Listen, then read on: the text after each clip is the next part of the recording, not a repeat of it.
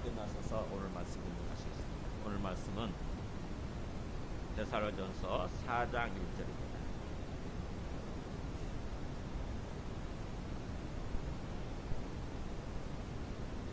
신약 페이지 331쪽 4장 1절에서 12절까지 저희 한 절씩 공부하시겠습니다.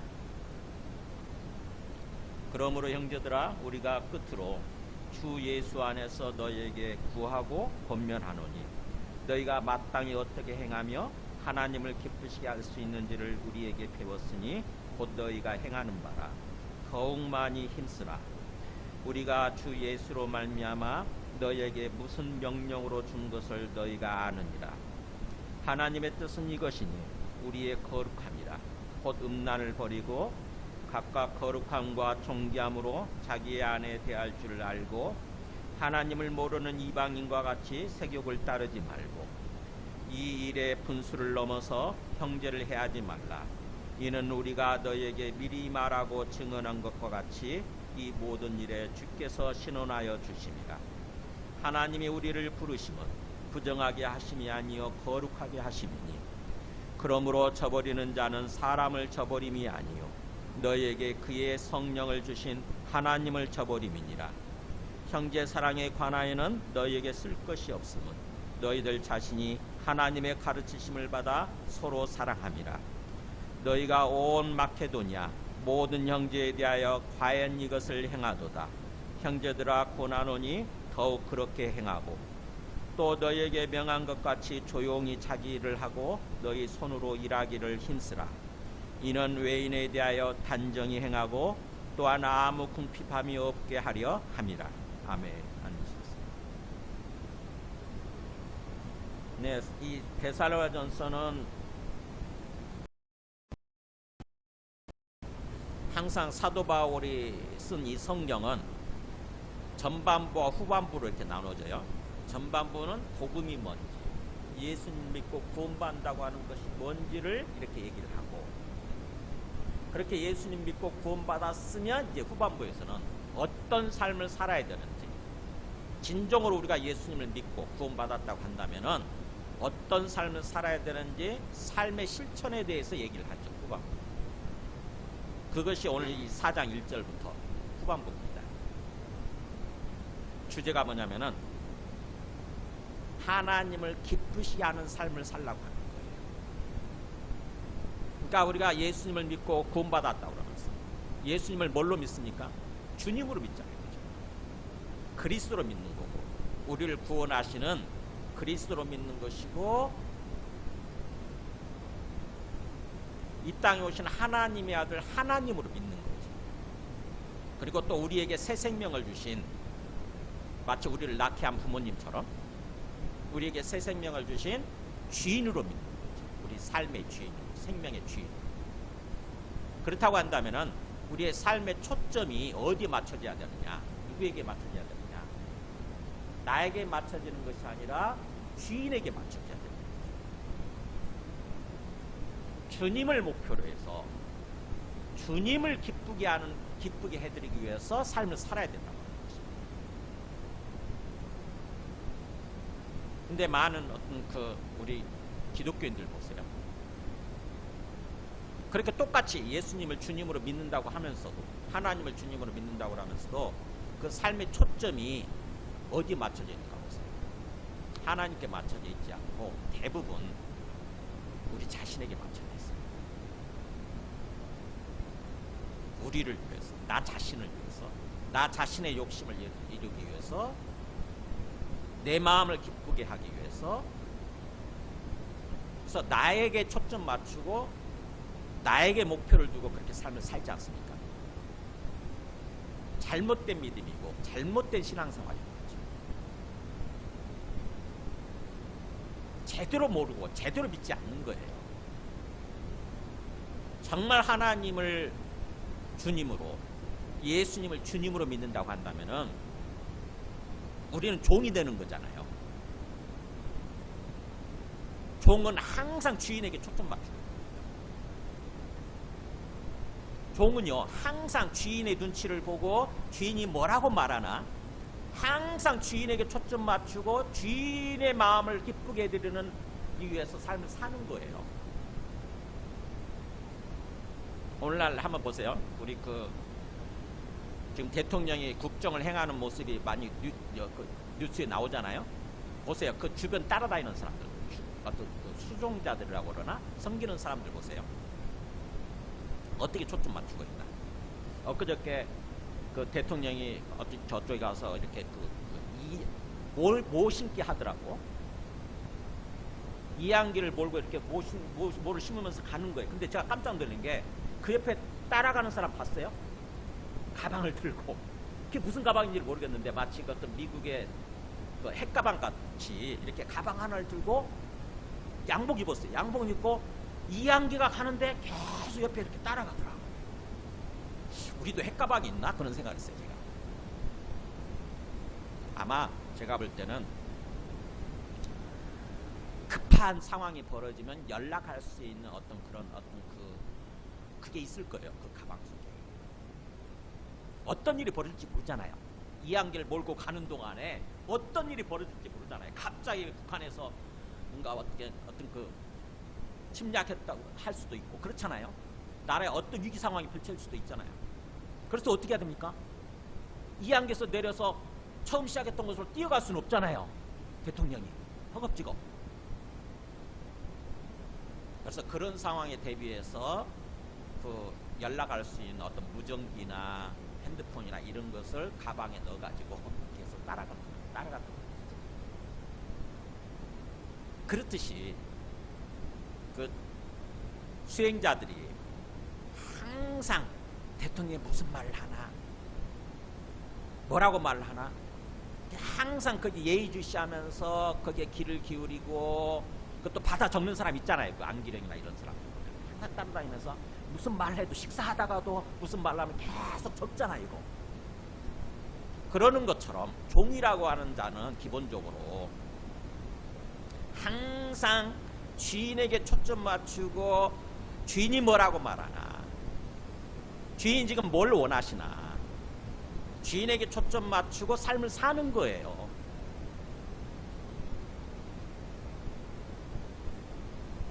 그 훈련이 돼야죠. 그 훈련이. 우리 신앙훈련이라고 하는 것은, 신앙생활이라고 하는 것은 주님에게 초점 맞추고 주님의 말씀에 귀를 기울이면서 주님의 말씀대로 행하기 위해서, 주님의 뜻대로 행하기 위해서 항상 초점 맞추고 그렇게 사는 훈련이 필요한 거죠. 오늘 1절 보세요. 그러므로 형제들아, 이게 시작이 되죠. 이제 본문. 그러므로 형제들아, 우리가 끝으로 하면서 이제 어떻게 보면은 마지막으로 이렇게죠. 마지막으로 주 예수 안에서 너희에게 보세요. 얼마나 강조를 하나? 구하고 권면하노니. 구한다는 말이 요구하는 거예요. 요구하고 권면한다 하는 것은 이렇게 하는 게 좋겠다, 이렇게 합시다라고 얘기를 하는 거죠. 권하는 거죠. 그래서 구하고 권면하노니. 그러면서 또 2절에 보면은 우리가 주 예수로 말미암아 너희에게 뭐라고 그랬어요? 여기는 또 아예 무슨 명령으로 준 것을, 그렇잖아요.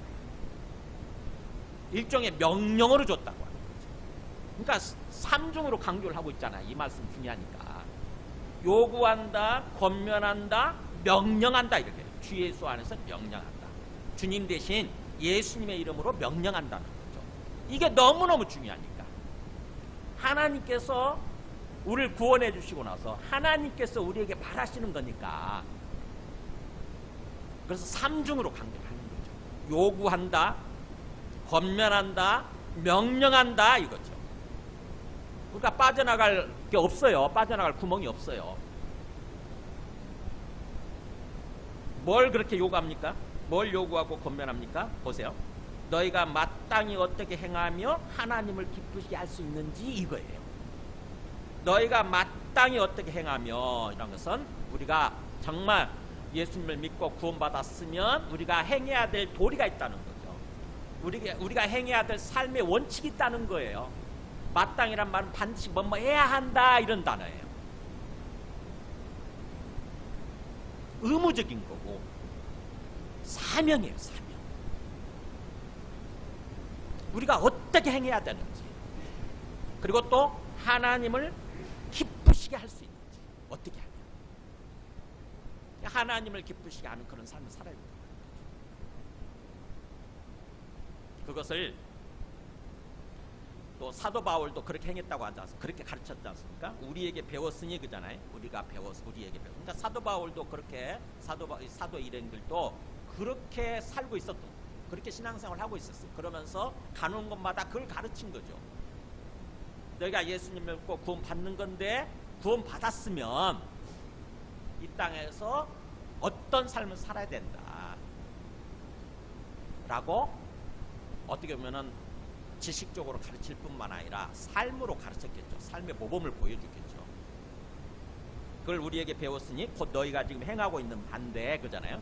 그러니까 이 데살로니가 사람들도 그걸 잘 배워서 지식으로 끝나지 않고 지금 행하고 있는 거죠. 그래서 우리 신앙생활이라고 하는 것은, 신앙이라고 하는 것은 지식으로 끝나면 안 됩니다. 지식으로 끝나고 우리의 삶에 어떤 변화가 없다고 한다면, 우리의 삶에서 구원이, 하나님의 은혜가 펼쳐지지 않고 있다고 한다면 그 신앙이 무슨 의미가 있겠어요? 그잖아요. 그 신앙생활이 무슨 의미가 있어요? 우리 삶하고 연결이 되지 않는다고 한다면, 우리 삶에서 나타나지 않고 있다고 한다면 그 신앙생활이 무슨 의미가 있냐고요. 그래서 신앙이라고 하는 것은 지식으로 알 뿐만 아니라 우리 삶으로 나타나야 돼요. 우리 삶으로 이어져야 돼요. 그래서 예수님도 산상수훈 마지막에 뭐라고 그랬어요? 산상수훈 어떻게 보면 복음이죠. 복음을 쭉 들려주시고 나서 제일 마지막 부분, 내 말을 듣고 행하는 자마다 뭐라고 그랬어요? 반석에 지은 집과 같다. 내 말을 듣고 행하지 않으면 모래 위에 지은 집과 같다. 이렇게 얘기를 하잖아요. 반석 위에 지은 집은 무너지지 않죠. 홍수가 있어도 홍수가 이렇게 닥쳐와도 무너지지 않잖아요. 탄탄하게 서 있잖아요. 반석은 바위니까 바위. 근데 모래 위에 집을 지으면 어떻게 돼요? 물이 조금 쏟아지면, 홍수가 범람하면 금방 무너지잖아요. 행하는 게 중요하다는 거죠. 실천하는 게 중요하다는 거죠. 항상 말씀이라고 하는 것은. 행함으로 구원받는다는 뜻이 아니에요. 행위 구원을 얘기하는 게 아니에요. 우리가 구원받았으면 행위로 나타나야 된다는 거죠. 순종의 행위로. 그래서 이 말씀도 사도 바울도 똑같이 그런 맥락에서 얘기하는 거예요. 지금 너희가 행하고 있는 반대, 근데 더욱더 이 말씀을 하는 이유가 뭐예요? 더욱 많이 힘쓰라. 이걸 위해서 지금 얘기를 하고 있는 거예요. 잘하고 있는데, 지금 신앙생활 잘하고 있는데, 사도 바울 의도는 더욱 많이 힘쓰라는 얘기다. 이것도 굉장히 강조하죠. 더욱 많이 힘쓰라. 이 하나하나가 강조하는 거 아닙니까? 그냥 행하라가 아니에요. 힘써야 되는데, 애써야 되는데, 그것도 뭐예요? 많이 힘쓰라고 했어요. 많이 힘쓰라. 거기다 또 강조해가지고 더욱 많이 힘써라. 이렇게 더 많이 힘써라. 그러니까 이게 너무너무 중요하다는 거죠. 이게 주 예수로 말미암아 너에게 주는 명령이다. 우리 주님 대신 예수님의 이름으로, 예수님으로 말미암아 너에게 주는 명령이다. 너희가 무슨 이리저리 핑계대고 빠져나가고 변명하고 이제 그럴 게 아니라는 거죠. 무조건 행해야 돼. 무조건 우리는 순종해야 되는 거지. 이 명령 아닙니까? 명령. 하나님이 주시는, 하나님의 이름으로 주시는 명령이라고. 그러니까 여러 가지 어떤 데 생각이 있고 내 주장이 있고 내 핑계가 있다 할지라도 다 필요 없어요. 그거 다 내려놓고 무조건 순종하는 거예요. 내가 어떻게 행동해야 되는가, 고민이 좀 필요하죠. 고민. 내가 예수님 믿고 하나님의 은혜로, 그야말로 하나님의 은혜로 우리가 구원받았잖아요. 그죠? 하나님의 은혜를 베풀어 주셔서 우리가 한 일 없이 그냥 믿었더니, 예수님을 받았더니, 예수님을 주님으로 믿었더니 구원받은 거예요. 그렇다고 한다면 내가 어떻게 살아야 되는가, 내 여생을 어떤 식으로 살다 갈 것인가, 고민이 필요하죠. 고민하고 그러면서 궁극적으로 내 삶의 초점이 하나님께 맞춰진 삶, 하나님의 마음을 기쁘게 해드리는 거기에 맞춰져야 되는 거죠. 내가 어떻게 행동해야 하나님의 마음이 기쁘신가? 하나님 위에서 지켜보고 있잖아요. 항상 하나님께서 지켜보시면서 흐뭇한 미소를 띠고 나를 지켜보시고, 그래서 항상 나를 살피시고 내게 뭐 어떤 문제가 있으면 그 문제를 앞장서서 해결해 주시고 나를 도와주시고 나의 큰 은혜를 더 큰 은혜를 베풀어 주시고, 그런 삶을 살아갈 수 있을까? 더 고민하고 그것을 위해서 노력하는 게 필요한 거죠. 우리가 신앙이라고 하는 게 자칫하게 되면은요, 노력 같은 거, 애쓰는 거, 힘쓰는 거 이렇게 필요 없다고 생각하기 쉬운데 그렇지 않습니다. 구원 받는 데까지는 내가 힘쓸 필요가 없어요. 구원은 그냥 은혜로 구원 받아. 분명히 은혜로 구원 받는데, 구원 받고 난 다음에는 힘써야 되는 거예요. 노력해야 되는 거예요. 애써야 된다고.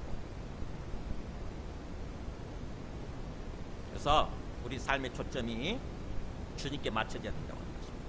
로마서 14장 8절도 보면은, 로마서에서 사도 바울이 이렇게 표현하죠. 우리가 살아도 주를 위해서 살고 죽어도 주를 위해서 죽나니, 그러므로 사나 죽으나 우리는 누구 거? 주의 것이다. 주의 것. 그러니까 뭐예요? 살아도 주님을 위해서, 죽어도 주님을 위해서, 살든지 죽든지 나는 주님의 것이다. 주님의 소유다. 그래서 주님이 나의 주님이시다. 이런 생각을 가지고 항상 살아야 되는 거죠. 바로 이것을 위해서 그리스도께서 죽었다가 다시 살아나셔서 죽은 자와 산 자의 주가 되셨다고 하는 것입니다. 그러니까 우리가 예수님의 그 죽으심과 부활을 통해서 예수님 믿게 됐는데, 이런 삶을 살도록 하기 위해서 우리의 주님이 되시는 삶, 우리가 그분을 주님으로 모시고 사는 삶, 그래서 또 주님을 위해서 사는 삶, 그런 삶을 위해서 예수님께서 죽으시고 부활하셨다는 것입니다. 부활하셔서 지금 살아계신다는 거죠. 우리의 주님이 되시기 위해서, 우리 삶을 주관하시고 이끌어 가시기 위해서 지금 부활하셔서 살아계신다는 것입니다. 그분은 죽어 사라지지 않으셨어요. 지금 하늘에 살아계신다고. 그래서 로마서 12장 1절로 가면은, 로마서 12장부터가 실천 항목이죠. 실천. 로마서의 후반부예요. 그렇게 얘기를 해요. 1절을 보면은, 그러므로 형제들아 그러잖아요. 복음을 다 마무리하고, 복음과 구원을 마무리하고, 그러므로 형제들아 내가 하나님의 모든 자비하심으로 너희를 권한다. 그러니까 하나님의 온통 자비, 사랑이죠. 사랑 안에서 하나님의 사랑으로 권한다고 하는 것입니다. 너희를 권면한다. 그러니까 어떻게 보면 여기는 명령은 없네.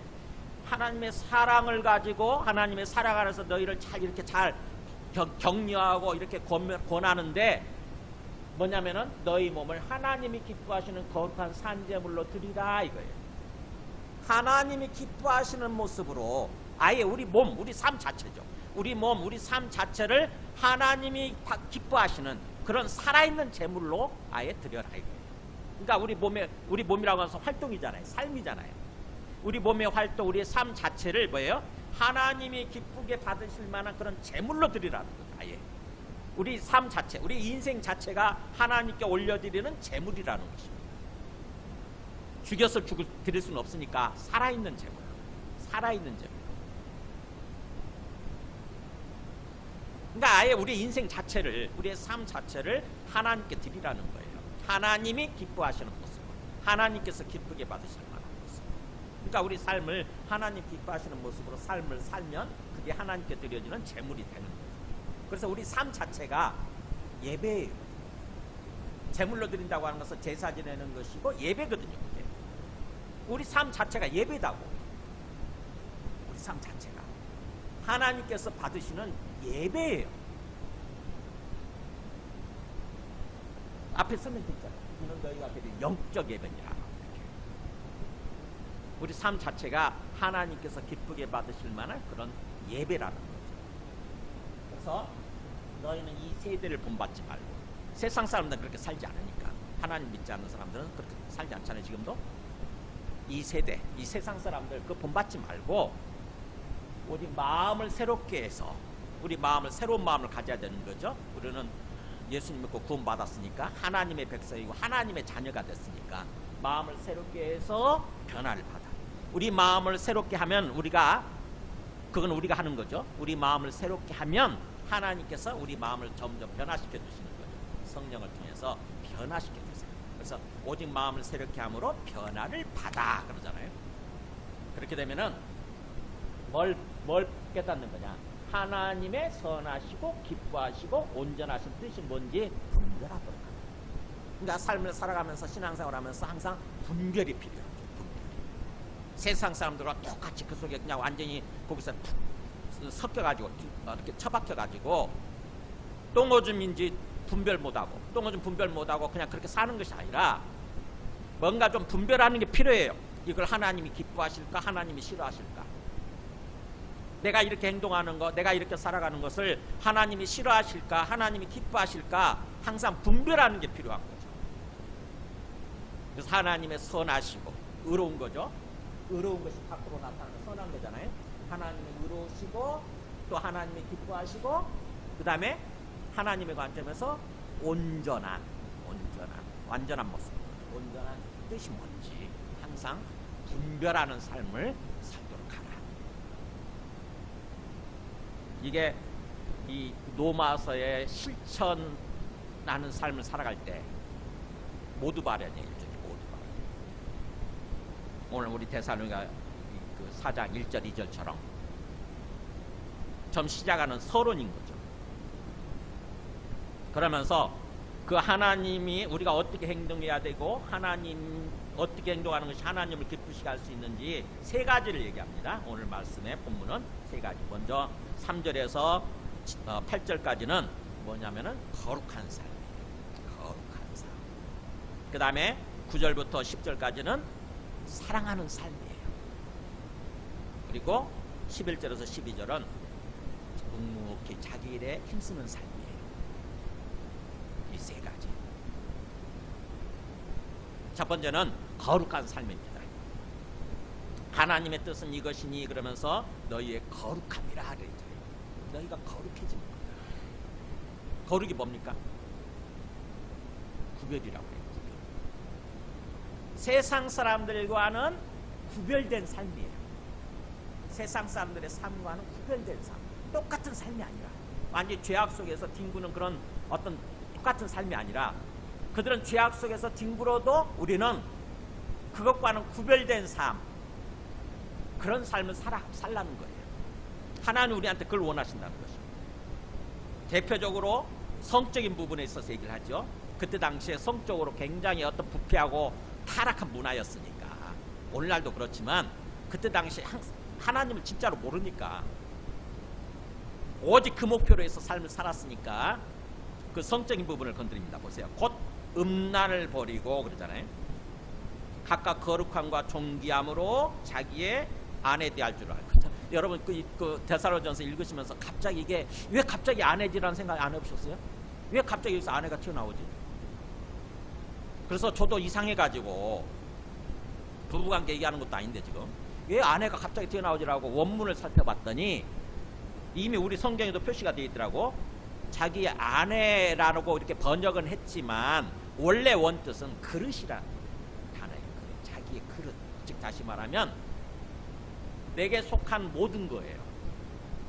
나의 어떤 몸, 그 다음에 내게 속한 것들 있죠. 우리 뭐 아내일 수도 있죠. 내게 속한 거. 결혼한 사람은 내게 속한 내 배우자일 수도 있고 내 몸일 수도 있고.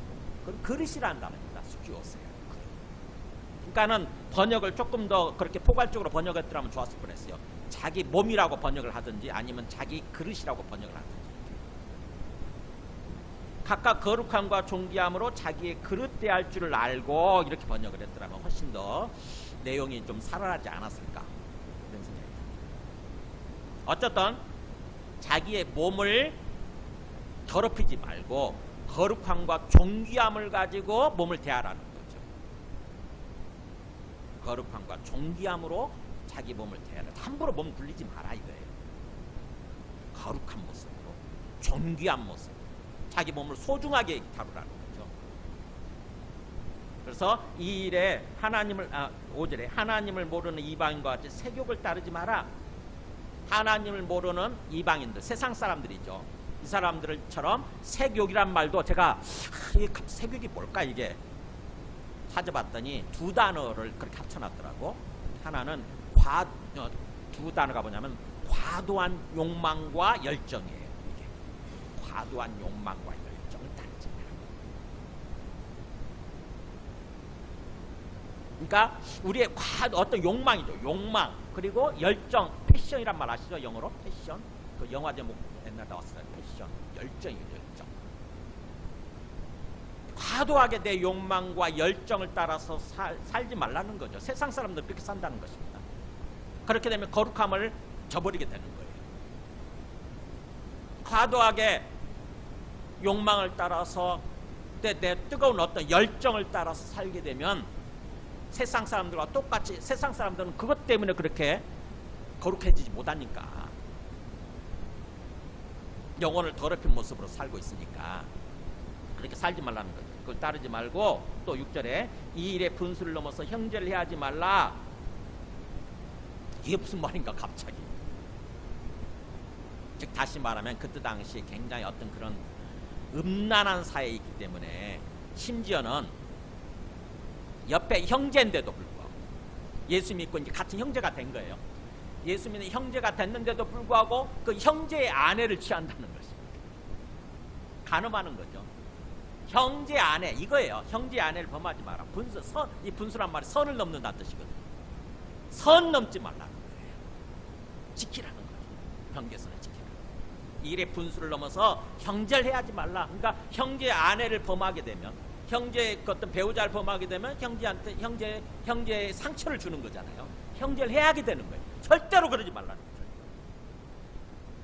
그 문화가 얼마나 그게 강했는지.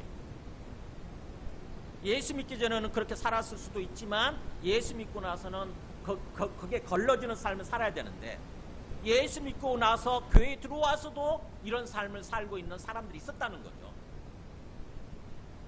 그래서 사도 바울이 지금 그걸 얘기하는 거예요. 이 일의 분수를 넘어서 선을 넘어서 형제한테 상처를 주지 마라. 왜냐하면 이는 우리가 너에게 미리 말하고 증언한 것 같이 사도 바울이 그걸 알고 미리 말했네요. 그죠? 미리 말하고 분명하게 증언했네. 뭐라고 그러냐면은 이 모든 일에 누가 원수를 갚아주신다고요? 주께서 신원하여 주신다. 하는 대로 주께서 갚아주신다. 왜냐하면 주님이 우리의 주님이십니다. 그러니까 주님으로부터 어떻게 보면은 징계받고 심판받기 싫으면은 그런 삶을 살지 말라는 거예요. 예수 믿기 전까지는 그런 삶을 살았다 할지라도 예수 믿고 난 뒤에는 뭔가 삶이 달라져야 되는 거죠. 거룩한 삶으로 달라져야 된다는 거죠. 그러면서 이제 또 신학적으로 원리적으로 얘기를 합니다. 하나님의 우리를 부르심은 부정하게 하심이요 부정하게 하심이 아니요 거룩하게 하심이에요. 하나님이 우리를 부르신 어떤 목적 그건 바로 부정한 삶을 살도록 하기 위한 것이 아니라 거룩한 삶을 살도록 하기 위한 겁니다. 만약 이거를 저버리게 되면 8절에 그러므로 저버리는 자는 사람을 저버리는 것이 아니요 너에게 그런 삶을 살도록 성령을 주셨는데 성령이란 말 자체가 무슨 뜻이에요? 거룩한 영이란 뜻이에요. 성자가 거룩할 성자.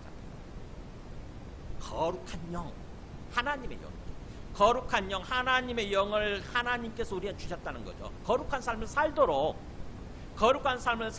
우리를 도와주시기 위해서 우리 마음을 바꾸시고 우리 마음에 역사하시고 우리 마음에 깨닫게 하시고 우리가 그런 삶을 살려고 하면 우리한테 힘을 주시는 거죠. 그렇게 하기 위해서 성령을 주셨는데 계속 그것을 저버리고 뭔가 부정한 삶을 산다고 한다면은 더러운 거죠. 더러운 죄악, 타락하고 부패한 삶. 그런 삶을 산다고 한다면은 바로 그 성령을 주신 하나님을 저버리는 거다. 하나님을 내치는 거다라고. 하나님을 안 믿는 거와 똑같은 거죠. 그렇게 되면 결국 심판받는 거죠. 그래서 하나님의 우리를 부르심은 부정하게 하시며 거룩하게 하심이니, 부정하게 하심이 아니요 거룩하게 하심이니, 이 말이 굉장히 중요한데, 제가 조금 신앙생활 고민하면서 말씀을 좀 깊게 보려고 하는 분들을 위해서 하나를 좀 도와드리겠습니다. 내기에 그 성경적 세계관이라고 하는 게 있어요. 보세요. 내기를 통해서, 내기가 하나님의 율법이잖아요. 출애굽을 한 다음에 너희는 이제 하나님의 백성으로서, 나의 백성으로서 이런 삶을 살아야 된다라고 주신 율법이 내기예요. 그 내기가 어떻게 펼쳐지냐면 이렇게 펼쳐져요. 부정한 상태 있죠, 이게. 부정한 상태, 이게 어떤 죄로 말미암아 더럽혀진 상태예요. 부정한 상태, 세상 사람들이 그렇게 살고 있잖아요. 부정한 상태에서 하나님께 돌아오게 되면, 예수님을 믿고 구원받으면 어떤 상태로 바뀌냐면 정결한 상태로 바뀌어요. 정결한 상태, 깨끗한 상태죠. 깨끗한 상태로 우리의 신분이 바뀌는 거예요. 깨끗한 사람으로. 우리 신약적으로는 의인이라고 그러죠. 의인. 예수님 믿고 구원받으면 의인이라고 해주신다고 그러잖아요. 칭의 그렇게 불러주지 않습니까? 그래서 의라고 하는 것은 정결한 상태, 깨끗한 상태, 정상적인 상태예요. 하나님의 원래 우리를 창조하실 때처럼 그 정상적인 상태, 그게 의로움입니다. 그래서 정결한 상태로 바뀌게 되는데, 거기서 머무르지 않고 하나님은 우리한테 어디까지 기대하시고 요구하시냐면 거룩까지 나아가라고 이렇게 요구를 하세요. 거룩은 하나님이 계시는 상태예요. 지금 하나님의 모습 상태, 거룩한 상태. 그러니까 그냥 어떤 하나님이 정상적인 상태 정도가 아닌 거죠. 그야말로 어떻게 보면 빛으로 말미암아, 하나님의 그 빛으로 말미암아 깨끗해지는 상태, 그 상태죠. 어떻게 보면 우리가 그릇을 씻은 다음에 막 음식물로 더러워진 상태를 물로 씻잖아요. 그러면 그게 깨끗해지죠. 근데 거기에 놔두지 않고 어떻게 합니까? 소독기 속에 넣잖아요. 살균기 속에 넣잖아요. 우리 집은 그런 거 없지만. 그렇게 되면 어떻게 되죠? 뭔가 파란 레이저 불빛이 나오면서 소독을 시키잖아요. 균을 다 죽이잖아요. 그게 거룩하게 된 상태예요. 그러니까 하나님이 우리한테 이렇게 요구하시는 거죠. 부정한 상태에 머무르지 마라. 이 부정한 상태는 결국 심판받고 영원한 멸망으로 가는 거죠. 그래서 하나님께서 은혜를 베풀어 주셔서 정결한 상태로 만드세요. 의인된 상태로 만드신다고. 그 다음에 또 우리한테 더 바라고 기대하시는 게, 이제는 거룩까지 가라고 하는 거예요. 거룩한 상태로 나오라, 이렇게 얘기하시는 거예요. 그래서 그 훈련을 시키고자 하는 게 광야 생활이에요. 그래서 이 내기 말씀을 주시면서 마지막에 그렇게 얘기하시는 거죠. 내가 거룩하니 너희도 거룩할지어다, 이렇게 얘기를 하시는 거예요. 내가 거룩하다는 거죠. 하나님이 즉 거룩한 상태에 계시다는 거죠. 그러니까 너희도 거룩한 상태가 되라, 이거예요. 그래야 하나님을 만나고 하나님과 막힘없이 소통하고 하나님과 교제가 이루어지게 되고, 그러면서 하나님의 모습으로 우리가 바뀌어가는 거예요. 하나님의 형상을 회복해 가는 거죠. 그런 차원에서 지금 얘기를 하는 것입니다. 그러니까 이 7절 말씀은 굉장히 깊은 말씀인 거예요. 하나님의 우리를 부르심은 예수님을 통해서 우리를 부르시잖아요. 부정한 상태에 있지 말고 하나님이 우리를 부르셔서 정결한 상태로 만들어주시고 의인으로 만들어주시고, 그러면서 또 바라시는 거죠. 내가 있는 나의 거룩한 상태까지 와, 이거예요. 그래서 나를 만나서 교제하고 나와 함께 살자, 이거예요. 나와 함께 살자. 그걸 얘기하는 게 베드로 1장 15절 보세요. 베드로가 그렇게 얘기를 하죠. 베드로도 보니까 성경에 밝게 알고 있었던 거죠. 보세요. 너희 마음의 허리를 동이고 근신하여, 그러니까 신앙생활 하는 어떻게 해야 되는지를 얘기하는 거예요. 너희 마음의 허리를 동이라는 거죠. 몸의 허리를 동이는 것이 아니라 마음의 허리, 마음의 혁대, 이렇게 잘 차라는 거죠. 마음의 허리를 동이고 근신하여서 예수 그리스도께서 나타나실 때 너에게 가져다 주실 은혜를 온전히 바랄지. 그러니까 우리의 최종적인 이 땅의 삶이 끝나는 게 예수님 재림하시면 끝나잖아요. 그래서 예수님 재림하실 때 우리가 주님 앞에 서게 되는데, 그때 주님께서 우리에게 이렇게 은혜를 더 부어주실 거 아닙니까? 우리 몸을 영화롭게 바꿔주시고 천국으로 딱 데리고 가서 천국에서 영원히 살게 하시는 거죠. 그래서 예수 그리스도께서 그렇게 재림하실 때 너희에게 주실, 가져다 주실 은혜를 온전한 마음으로 바랄지어다. 완전히 바랄지어다. 그러니까 신앙생활 대충 하지 말고 온전히 바랄지어다 그러면서 너희가 순종하는 자식처럼 전에 알지 못할 때에 따르던 너희 사욕을 본받지 말고, 나오잖아요. 이 사욕이라는 게 아까 그거죠. 뭐 세욕이나 이런 거죠. 과도한 어떤 욕망과 열정 이런 거 따르지 말고 이제는 순종하는 자식처럼 하나님의 백성, 하나님의 자녀가 됐으니까 이제는 순종하는 자식으로서 15절 오직 너희를 부르신 거룩한 이처럼, 여기 나오잖아요. 오직 너희를 부르신 거룩한 이처럼 너희도 모든 행실에 거룩한 자가 되라. 하나님이 거룩하시다는 거죠. 하나님이 거룩하신데 그 거룩하신 하나님처럼 너희도 거룩한 자가 되라. 왜? 하나님께서 이렇게 말씀하셨다는 거죠. 내가 거룩하니 너희도 거룩할지어다. 이 하나님의 마음을 우리가 잘 읽을 줄 알아야 돼요. 신앙생활 대충 하는 게 아닙니다. 신앙생활 대충 하다 보니까 그런 사람들 때문에 값싼복음이라는 욕을 먹는 거예요.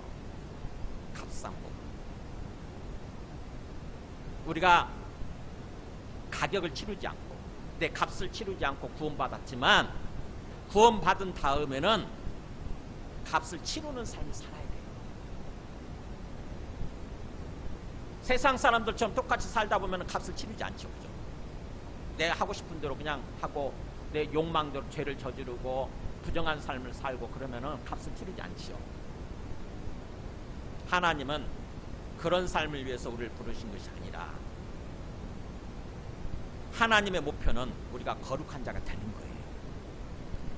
하나님의 형상, 거룩한 하나님의 형상을 회복해가는 그런 사람이 되는 거예요. 그래서 이 땅의 신앙생활하는 것은 성화라고 하잖아요. 성화. 칭의 다음에 성화가 되잖아요. 성화. 성화되어가는 삶, 거룩해져가는 삶이죠. 하나님의 형상을 회복해가는 삶이에요. 성화의 단계를 지나게 되면 뭐가 됩니까? 영화예요. 영화. 빛의 모습으로 바뀌는 거예요. 하나님의 영광스러운 모습으로 바뀌는 거예요. 아무튼 하나님께서는 우리를 부르시면서 목표를, 우리에게 대한 기대와 목표를 거룩에 맞추고 있다고 하는 것입니다. 이게 참 쉽지 않죠. 거룩 생각하게 되면 그냥 부담이 막 되잖아요. 그죠? 이 거룩이란 말 들을 때 저도 젊을 때 한참 막 이렇게 저기 할 때 20대 때 이 말씀 들으면 굉장히 부담되더라고. 그래서 그 마음은 이해는 해요. 쉽지 않으니까 이게. 세상 사람들처럼 똑같이 막 어떻게 보면 죄악 속에 뒹구는 게 어떻게 편하니까 거룩해져라, 성결해져라, 이게 쉽지 않다고 하는 거 압니다. 여러분들한테 정말 팍팍 부담 준다는 거 알아요. 그럼에도 불구하고 우리는 우리의 삶의 목표를 거기다 둬야 되는 거예요. 하루아침에 이루어지는 건 아니거든요. 우리의 궁극적인 삶의 목표를 하나님께서 기뻐하시는 그런 거룩, 성결에다 초점 맞추고 계속 어떻게 보면 고민하고 또 기도하면서 삶을 살아야 된다고 하는 거죠. 우리가 아까 마지막에 불렀던 그 찬송 그거잖아요. 너희가 성결, 너가 성결해지기 위해서 늘 기도하며 너는 주님 안에 있어서 늘 성경 보고 그 다음에 온 형제들, 모든 형제들과 함께 늘 사귀면서 또 일하기 전마다 계속 기도하고 어떤 삶을 시작의 전마다 하루를 시작할 때 기도로 시작하는 것입니다. 기도. 오늘도 주님께서 성령을 통해서 저를 지켜주시고 저와 동행하여 주시고 저의 발걸음을 인도하여 주시옵소서. 세상 사람들과 똑같이 제가 죄악 속에서 뒹굴지 않도록 저를 지켜주시고 인도하여 주시옵소서. 참으로 나의 삶이 구별된 삶, 거룩한 삶이 되게 하여 주시옵소서. 이렇게 기도하라는 거죠.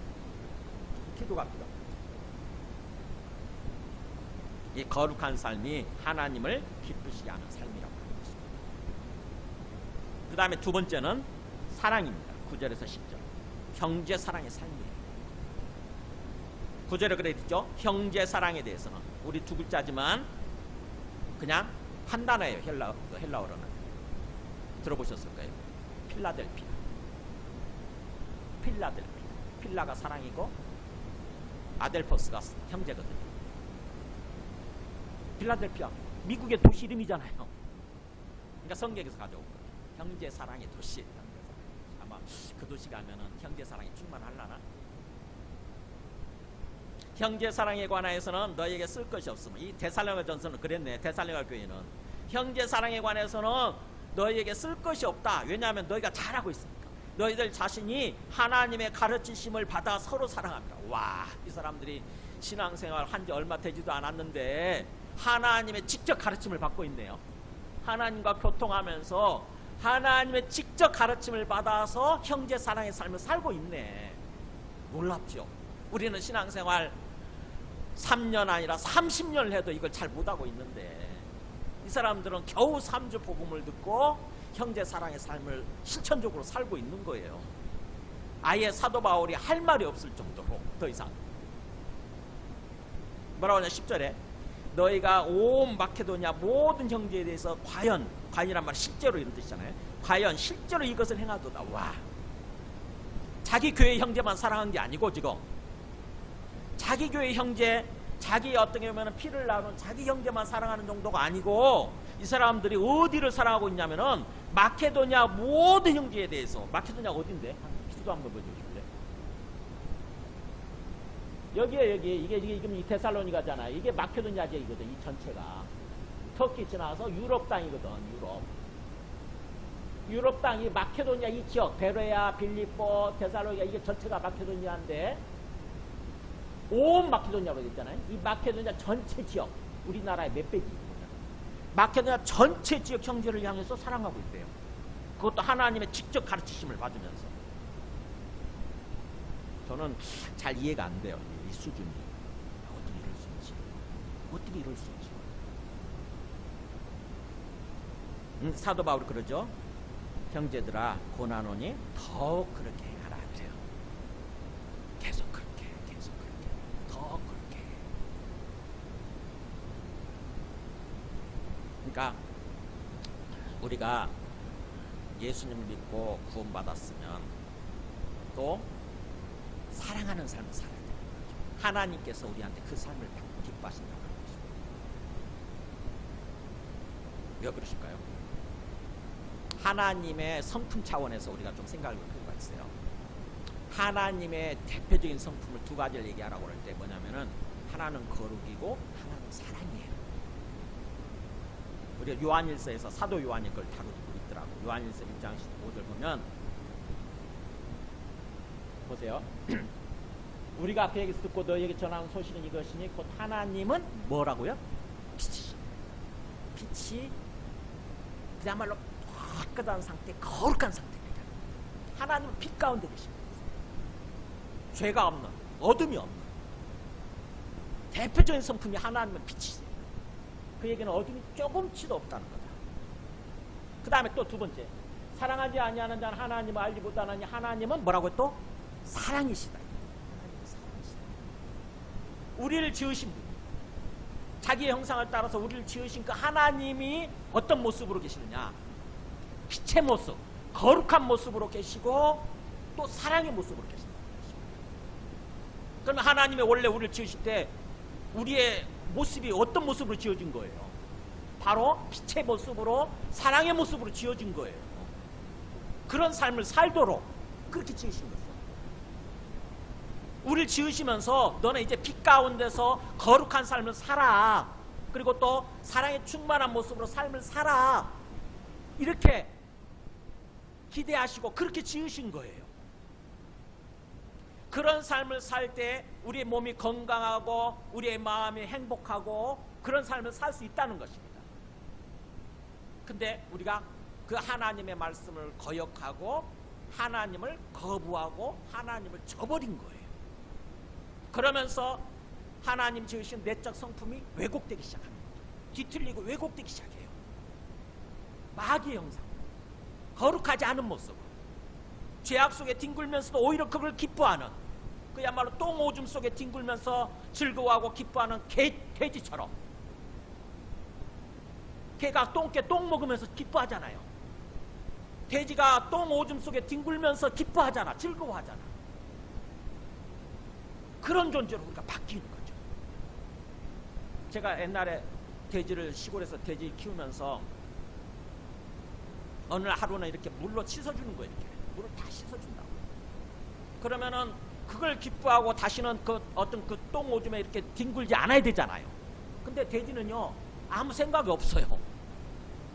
물로 씻김 받고 나서도 다시 똥 오줌 속에 그 뒹굴더라고요. 그래서 꿀꿀꿀꿀 하면서 즐거워.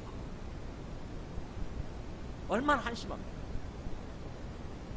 근데 우리 인간이 그럴 수 있다는 거죠. 주께서 은혜를 베푸셔서 예수 그리스도의 피로 말미암아 우리의 죄를 다 깨끗이 씻어주셨다.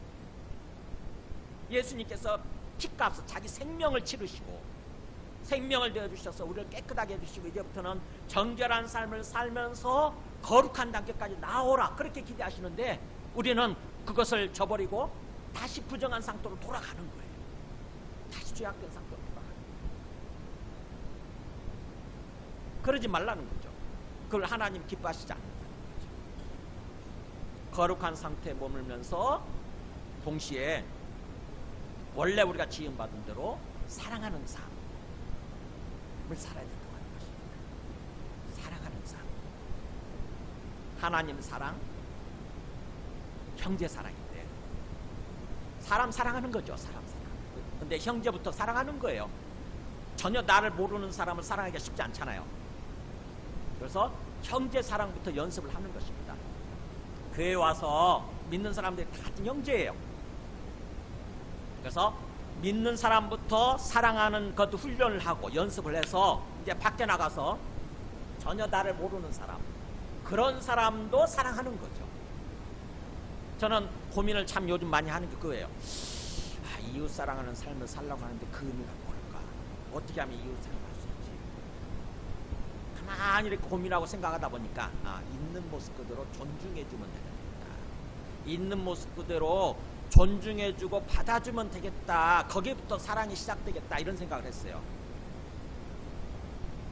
그래서 뭐 이마트를 간다거나 이렇게 거리를 걷다가도 전혀 모르는 사람 만나면 띠꺼운 눈으로 바라보는 게 아니라 있는 모습 그대로 내 마음속에서부터 우러나와서 저 사람도 소중한 사람이야. 저분도 소중한 사람이야. 저분도 어떻게 보면 가정에 가면은 나머지 어떤 거 부모일 수도 있고 자식이 될 수도 있고 남의 집의 아빠일 수도 있고 남편일 수도 있고 남의 집의 아내일 수도 있고 귀한 딸일 수도 있고 그렇지 않습니까?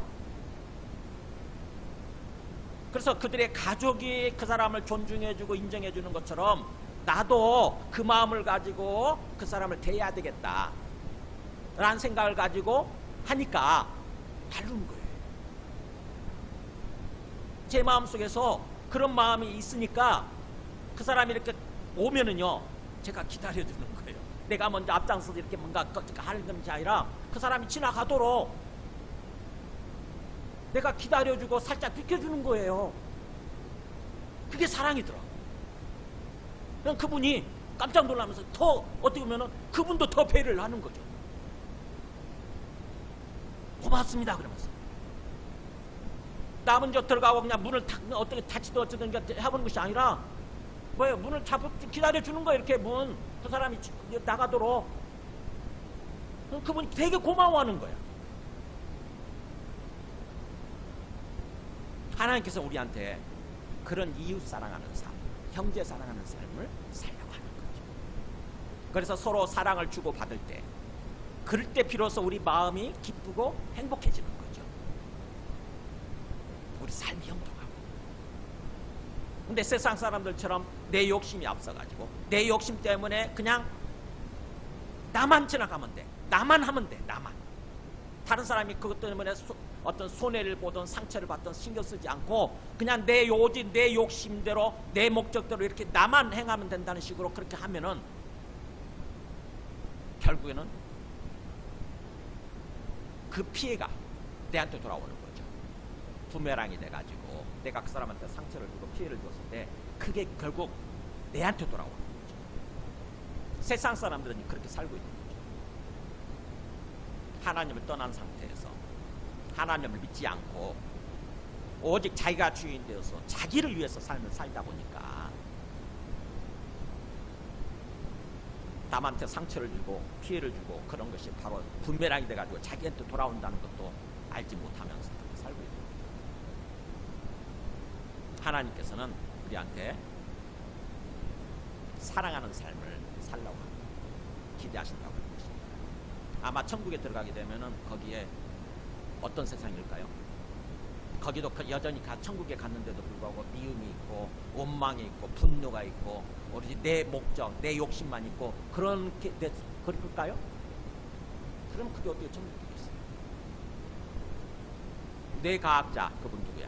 뇌과학자가 천국에 전혀 하나님 믿지 않고 예수님 믿지 않던 사람인데 일주일 동안 뇌사 상태에 빠졌는데, 뇌사 상태에 빠졌을 때 천국에 갔다 왔다잖아요. 천국에 가보니까 거기는 그렇게 표현하잖아요. 사랑이 충만한 세상이다. 우리가 다 연결돼 있고, 저 사람이 내 몸인 거야, 저 사람이 나야. 우리 몸이 다 연결돼 있으면서 서로 사랑이 충만한 그런 세상이더라, 이렇게 얘기를 하잖아요.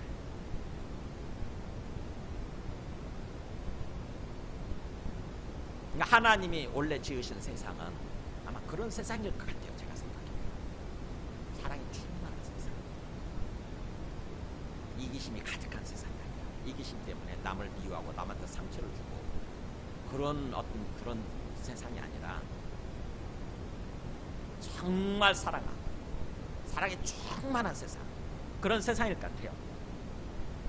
그런 세상으로 지금 그런 삶을 우리를 치료하고 회복시키기 위해서 구원을 베풀어 주시는 거죠. 그래서 구원이라고 하는 것은 원래 하나님이 지으셨던 삶을 회복하는 거, 원래 하나님이 지으셨던 그 세상이 회복되어지고 그 세상으로 나아가서 그 세상에 들어가서 그 세상에서 영원히 행복하게 사는 거, 이게 구원이에요. 그래서 구원이라고 하는 개념은 치유되고 회복되는 것을 얘기하는 거예요. 치유되고 회복되는 거. 원래대로. 우리가 물에 빠진 사람을 구제해 줬다 그럴 때 뭐예요? 원래 상태로 회복되는 거잖아요. 그죠? 물에 빠지기 전에 상태로 회복시켜 주는 게 그게 구제 아닙니까? 그게 구해 주는 거잖아요. 그런 것처럼 성경에서 말씀하는 구원이라고 하는 것은 원래 하나님이 세상을 처음 창조하실 때 그 모습 그대로 우리를 치료하시고 회복시켜 주는 거. 그래서 참으로 영원토록 건강하고 행복한 모습으로 사는 그런 세상으로 나아가게 해주는 거라고 하는 것입니다. 그런 차원에서 항상 주님의 말씀을 이렇게 읽고 듣고 깨달아야 돼요. 요한일서 3장 10절 보면은 사도 요한이 이렇게 얘기를 하죠. 이러므로 하나님의 자녀들과 마귀의 자녀들이 된다나, 그잖아요. 이걸 가지고 구분할 수 있다는 거죠. 하나님에게 속한 하나님의 자녀들이냐, 아니면 여전히 마귀에게 속한 마귀의 자녀들이냐. 자녀가 좀 고상한 표현이니까 마귀 새끼들이냐, 마귀의 새끼들이냐. 뭘 가지고 구분하냐면 보세요. 무릇 의를 행하지 아니하는 자나 또는 그 형제를 사랑하지 아니하는 자. 이 의가 거룩이라고 생각한다면 보세요. 거룩하게 행하지 아니하는 자나 형제를 사랑하지 아니하는 자는 하나님께 속하지 아니하는, 누구에게 속했다는 뜻이에요? 이걸 행하지 않으면, 이런 삶을 살지 않은 사람은 마귀에게 속해 있다. 마귀의 자녀라는 것이죠. 반대로 거룩하게 행하고 사랑하면서 행하는 사람은 뭐예요? 하나님의 자녀라는 거죠. 하나님의 자녀. 그러니까 내가 하나님의 자녀냐, 아니면 마귀 자녀냐, 마귀 새끼냐. 내 삶을 보면 아는 거예요. 그래서 요한일서 4장 10절에 그래서 사랑을 강조하죠. 사도 요한도 굉장히 사랑이 많은 사람이 아니거든요. 원래는요. 굉장히 다혈질적이고 그런 사람이잖아요. 사마리아 땅에 예수님과 함께 들어갔을 때 사마리아 사람들이 자기들 환영해 주지 않으니까 뭐라고 그랬어요? 요한이 하늘에서 불이 내려가지고 저것들 멸망시키게 할까요? 멸망되게 할까요? 그렇게 얘기할 정도의 사람이었잖아요. 요한이 그랬던 사람이 예수님께 호통 듣잖아요. 예수님께 되게 호통 듣고 변한 거예요. 그래서 사랑의 사도라고 그러잖아요. 요한 사랑의 사도. 근데 저도 예수님을 이렇게 깊이 고민하면서 계속 이렇게 생각을 하다 보니까 그렇구나. 하나님이 정말 가치 있게 귀하게 여기시는 것이 사랑이구나. 최종 목적이 그러면은 사랑이구나. 이런 생각을 자꾸 생각하게 깨닫게 돼요. 그래서 사랑을 강조해요. 사랑은 여기 있으니, 그래서 하나님이 먼저 사랑을 베풀어 주시죠. 우리한테 우리한테 사랑해 주시지 않고 우리한테 사랑을 요구한다면 그 말이 안 되잖아요. 그래서 하나님 먼저 사랑을 베풀어 주셔서 사랑을 깨닫게 해주시는 거예요. 그래서 사랑은 여기 있으니 우리가 하나님 사랑한 게 아니고 하나님이 우리를 사랑하셔서 우리 죄를 속하기 위해서, 우리 죄값을 치르기 위해서 화목제물로 그 아들을 보내셨어요. 자기 아들 희생시키면서까지 우리를 구원하실 정도로 사랑을 베풀어 주셨다는 거죠. 그렇다고 한다면 하나님의 사랑으로 말미암아 우리가 구원받았다고 한다면 그 사랑을 깊이 깨달아야 되는 거죠. 그리고 그 사랑에 걸맞는 삶을 살려고 해야 되는 거예요. 내가 누군가로부터 은혜를 입었으면, 사랑을 받았으면 그럼 받기만 하고 입을 싹 씻고 사는 것이 아니라 나도 그 사랑을 다른 사람한테 이렇게 베풀어야 되잖아요. 그래서 사랑이 계속 2배, 3배 이렇게 증가되는, 증폭되는 그런 삶을 살아야 되는 거죠. 그 세상이 바뀌어야 돼요. 우리 신앙생활을 통해서 주변이 바뀌고 주변 사람들이 바뀌고 세상이 바뀌어가야 된다고. 하나님이 우리를 부르신 그 목적이에요. 그래서 사랑하는 자들아, 하나님이 이같이 우리를 사랑하셨으니, 그잖아요. 하나님이 이같이 우리를 사랑하셨으니 우리도 서로 사랑하는 것이 뭐하다? 마땅하다는 것입니다. 마땅한 도리다. 반드시 해야 되는 우리가 도리다라는 거죠. 삶의 도리다.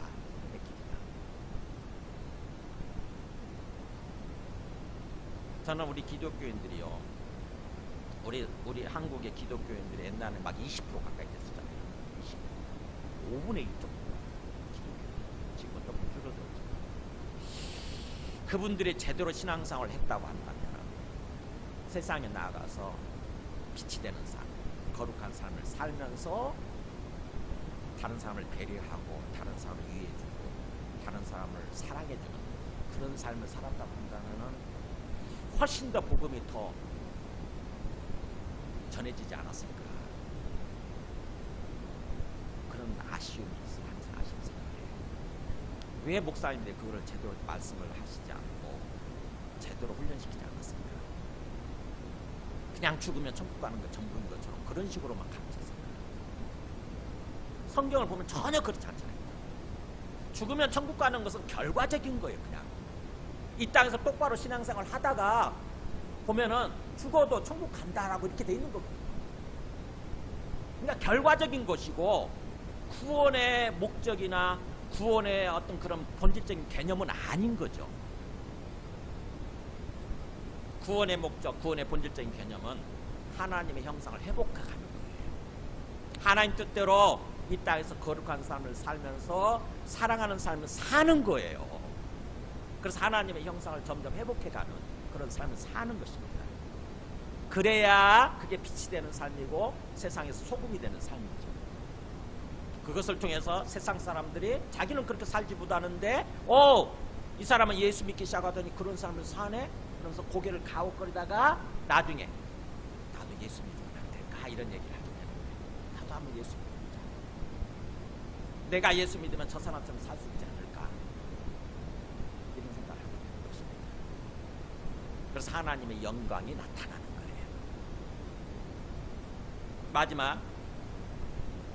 마지막 또 하나님께서 우리한테 하나님을 기쁘시게 하는 삶은 11절 11절 보세요. 또 너희에게 명한 것 같이 조용히 자기 일을 하고 너희 손으로 일하기를 힘쓰라. 뭐냐면은 조용히 자기 일을 하는 삶이에요. 우리가 예수 믿고 구원받고 나중에 주님이 재림하신다고 생각하면은, 주님이 재림하시면 이제 이 세상이 다 끝난다고 생각하게 되면은 일을 안 하려고 하는, 일선을 놓아버리고 그냥 주님 오신 것만을 바라보면서 기다리는 그런 사람들 가끔 있죠? 보면은 이게 잘못된 믿음, 잘못된 신앙생활. 설마 그런 사람 있으려고? 있었어요. 이 데살로니가 교회 사람들도 그런 게 있었어요. 주님이 곧 재림하신다고 그러니까, 주님이 재림하신다고 그러니까 사람들이 주님 재림하시면 이 세상 끝나는데 내가 지금 뭐 일할 필요가 뭐 있어? 그러면서 일하지 않는 사람들이 생겨나기 시작한 거죠.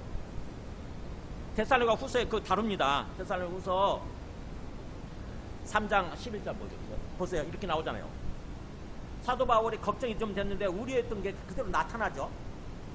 우리가 들은즉 너희 가운데 게으르게 행하여 도무지 일하지 않냐고 일을 만들게만 하는 자들이 있다 하니, 일은 안 하고 오히려 일을 만드는 사람들, 자꾸 그런 사람들이 있다는 거죠.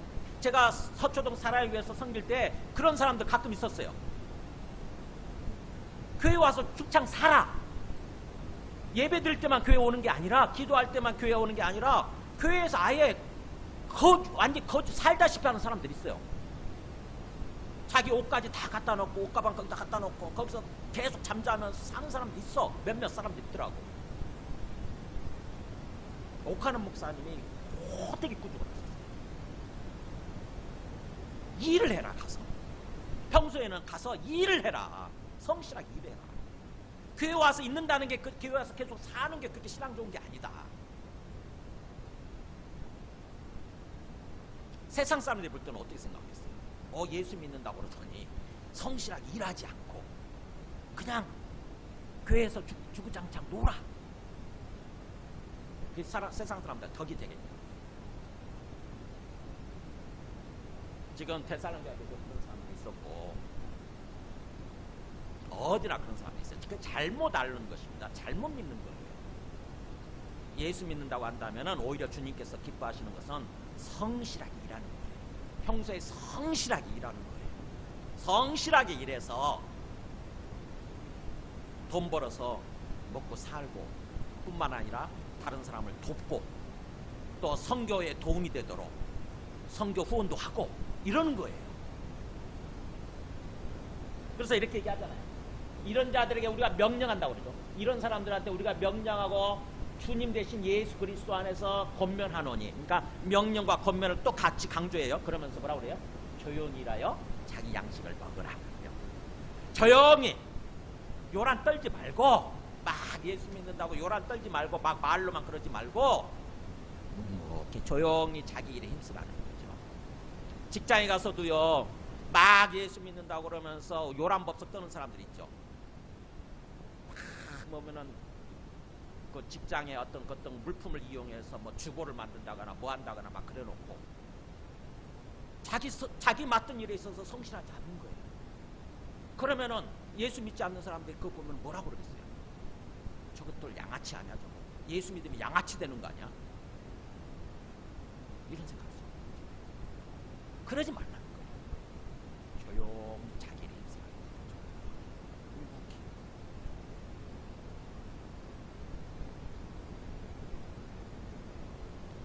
제가 영상도 준비했지만 보여드리지 않겠습니다. 옛날에 다미성교회라고 있었어요. 다미성. 이단이죠, 이단. 10월 며칠 날, 10월 19일 날 예수님 재림한다고 딱 못을 박았어. 몇 년? 그때 82년도에 10월 19일 날 예수님 재림하신다. 12시에, 저녁 12시에. 그러다 보니까는 사람들이 뭐예요? 일손 다 놓고 집도 팔고 땅도 다 팔아가지고 교회에다가 딱 바치고, 그러고 나서는 흰 옷 입고 소복 같은 흰 옷을 입고 가서 막 요란 떨면서 예수님 재림하시는 거 기다리는 거예요. 12시면 재림하세요. 그래가지고는 온갖 언론 매체가, MBC를 비롯해서 언론 매체가 신기하니까 그게 얼마나 웃겨요. 가서 다 영상으로 촬영하는 거예요. 그 모습을 그대로. 예수님이 재림하셨다고 한다면 다행인데 재림이 됐을까요? 안 됐을까요? 재림하시지 않았다고. 12시라도 재림하시지 않는 거예요. 그래가지고 사람들이 뭐예요? 다 흩어졌어요. 창피해가지고 얼굴 가리면서 다 흩어졌어요. 웃기는 게 사람들이 막 논 팔고 집 팔고 해가지고 그 돈을 갖다 교회에다 갖다 바쳤는데, 그 목사님은요 어떻게 하신 줄 아세요? 그 돈 가지고 5년짜리인가 장차 5년짜리인가 뭔가에 투자를 했어요. 아니 지금 재림하시면 5년 후에 받는 거기에다 왜 투자를 해? 그래가지고 결국 그 목사님이 사기쳤다고 그래가지고 사기죄로 구속됐어요.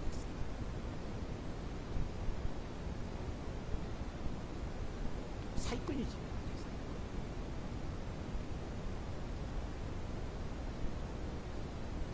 잘못된 믿음, 잘못된 신앙.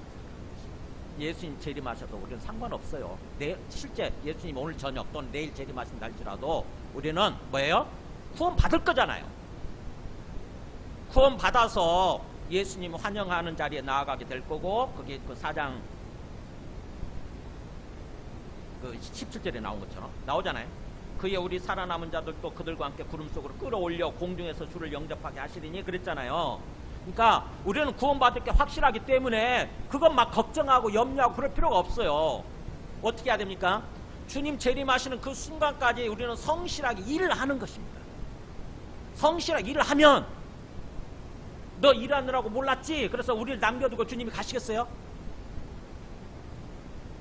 너 그동안 수고했다. 신실하게 살고 있구나. 주님이 더욱더 우리를 안아주시면서 우리를 환영해 주시겠죠. 그래서 마틴 루터 아시죠? 마틴 루터 또는 스피노자, 그 유명한 철학자들, 이런 사람들이 뭐라고 하냐면은, 내일 지구의 종말이 온다 할지라도 나는 오늘 한 그루의 사과나무를 심겠다, 이렇게. 그 자세로 사는 것입니다. 내일 지구의 종말이 온다 할지라도, 내일 주님이 재림하신다 할지라도 오늘 우리는 한 그루의 사과나무를 묵묵히 심는 모습으로 사는 거예요. 땀 흘리면서 일해가지고 먹고 살고, 또 다른 사람을 돕고 선교에 헌도하고, 이런 모습으로 삶을 사는 것입니다. 자, 말씀을 정리하겠습니다. 자, 우리가 하나님의 은혜를 받아서 정말 하나님의 은혜로 우리가 구원받았다고 한다. 그래서 하나님이 우리의 주님이 되시고 예수님이 우리의 주님이 되신다고 한다면, 우리의 삶의 초점, 이 땅에서 삶을 사는 동안 우리의 삶의 초점이 어디에 맞춰져야 된다고요? 주님께, 하나님께. 자꾸 입으로는 주여 주여 부르면서도 나 이렇게 나에게 초점 맞추고 나를 위해서 사는 것이 아니라 주님 주인님 이렇게 부른다고 한다면 그 주님께 초점 맞추고 삶을 사는 거예요. 주님이 지금 뭐라고 말씀하시나? 주님이 지금 내가 어떻게 행동하기를 바라시나? 내가 어떻게 행동해야 주님이 기뻐하실까? 이렇게 주님께 초점 맞추고 사는 것입니다. 그러면 주님께서 모든 것은 주관하시고 인도해 주시는 거예요. 우리 삶을 진짜 주님이 되어주시는 거예요. 주님께 맡기는 거니까. 주님께 맡기고 주님께 순종하면서 사는 거니까. 그래서 사도 바울이 고린도서 10장 31절에 이게 마지막 말씀입니다. 그런즉 너희가 먹든지 마시든지 무엇을 하든지 다 뭘 위해서 하라? 하나님의 영광을 위해서 하라. 하나님의 영광이란 말이 들어가니까 어렵다고 한다면 영광 빼고 하나님을 위해서 하라. 하나님을 위해서 하라. 왜 영광이 들어가냐면 빛 가운데 계신 하나님이기 때문에 항상 하나님의 영광이 나는 얘기를 하는 거예요. 영광 가운데 계신 하나님이거든. 원래 원뜻이 이게. 영광 가운데, 빛 가운데 계시는 하나님, 이런 뜻이에요. 그래서 빛 가운데 계시는 하나님을 위해서 먹든지 마시든지 뭘 하든지 하나님께 초점 맞추고 하나님이 기뻐하시고, 그래서 하나님의 이름이 높아지고 하나님의 이름이 증거되고 세상 사람들이 나를 보면서 하나님을 칭찬하고 나도 하나님 믿으면 안 될까라고 하는 그 말을 듣는 그런 삶을 살게 바랍니다. 오늘 말씀을 계속해서 한번 반복해서 읽으시면서 생각해 보시기 바랍니다. 내가 이런 삶을 살 때, 이런 삶하고 좀 어긋난 우리의 삶의 모습들이 있잖아요. 그 삶을 놓고 기도해야 되는 거죠. 주님, 제가 이 부분에 있어서 지금 전혀 생각도 안 하고 어긋나 있는데 주님 저를 힘을 주세요. 성령을 충만히 부어주셔서 내 의지로는 잘 안 되니까, 내 마음으로는 잘 안 되니까 성령께서 제 마음을 딱 붙드시고 인도해 주세요. 기도하는 것입니다. 그래서 정말 제 삶을 통해서 하나님이 기뻐하시고 하나님의 영광이 나타나는 삶, 하나님이 증거되는 그런 삶을 살게 해주세요 라고 기도하는 것입니다. 우리 찬송가 420장 잠깐 청송하고 기도하겠습니다.